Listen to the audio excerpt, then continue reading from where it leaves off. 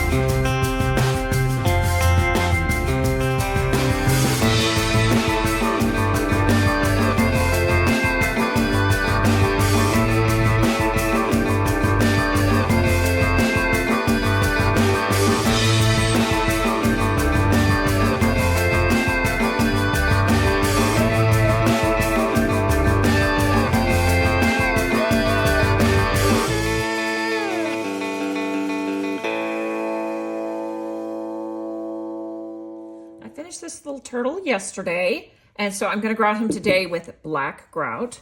And here are some of the things I need. First of all, my grout is black Caracolor, and I just put it in the bin, so it's from May 2025.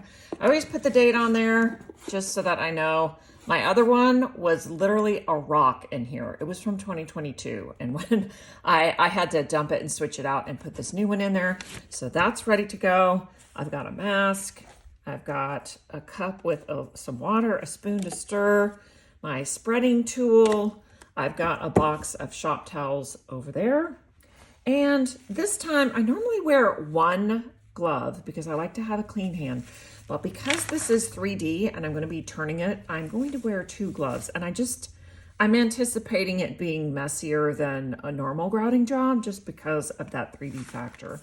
So if this was something that I was going to gift or whatever, I would tape the bottom of it so that it would stay clean.